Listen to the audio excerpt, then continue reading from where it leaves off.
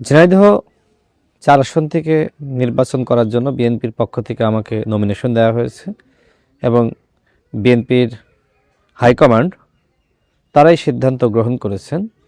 আমি সেখানে ভোটার হয়েছি এবং সেই এলাকায় ইতিমধ্যে কাজ শুরু করেছি।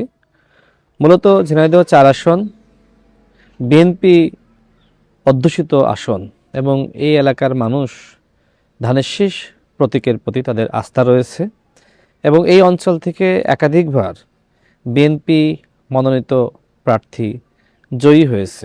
জনাব তারেক রহমান তিনি সার্ভে করার মধ্য দিয়ে বিভিন্ন আসনে প্রার্থীদেরকে নমিনেশন দিয়েছেন। সেই প্রক্রিয়ার অংশ হিসেবে আমাকেও ঝিনাইদহ ৪ আসন থেকে নির্বাচন করার ব্যাপারে তিনি সিদ্ধান্ত গ্রহণ করেছেন।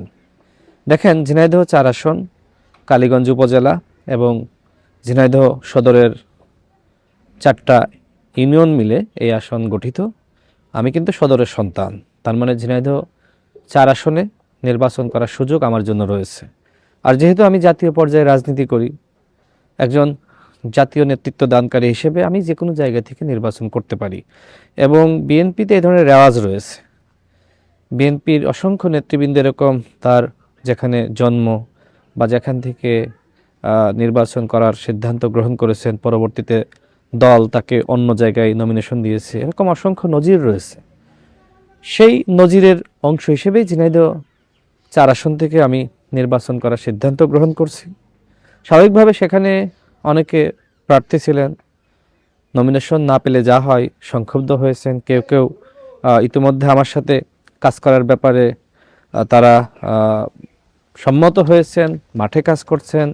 বিশেষ করে তৃণমূলের নেতৃবৃন্দ যারা প্রকৃতপক্ষে ধানের শীষের কাণ্ডারি, যারা শহীদ প্রেসিডেন্ট জিয়াউর রহমানের আদর্শ ধারণ করেন, যারা সাবেক প্রধানমন্ত্রী দেশনেত্রী বেগম খালেদা জিয়াকে শ্রদ্ধা করেন, যারা জনাব তারেক রহমানের নেতৃত্ব নির্দেশনা মানেন, তারা সবাই আমার সাথে রয়েছে এবং আরও যে কয়েকজন এখনো পর্যন্ত সংক্ষুব্ধ রয়েছে, আমি মনে করি আলাপ আলোচনার মাধ্যমে তারাও আমার সাথে কাজ করবে ইনশাআল্লাহ। এই মুহূর্তে তারেক রহমান তিনি বলিষ্ঠ নেতৃত্ব দিচ্ছেন, দেশ বিদেশের মানুষ তার নেতৃত্বের দিকে তাকিয়ে রয়েছে এবং আমাদের প্রিয় নেত্রী তিনি আমাদের ছেড়ে বিদায় নিয়েছেন। পুরো জাতি শোকার্ত। এই অবস্থায় এক ধরনের স্বতন্ত্র প্রার্থী হিসেবে দাঁড়িয়ে বিশৃঙ্খলা সৃষ্টি করা এটা সম্ভবপর হবে বলে আমার কাছে মনে হয় না। জনাব তারেক রহমান তার দক্ষ নেতৃত্বের মাধ্যমে যে সকল সংকট এবং সমস্যা রয়েছে সেগুলো তিনি সমাধান করতে পারবেন বলে আমি মনে করি।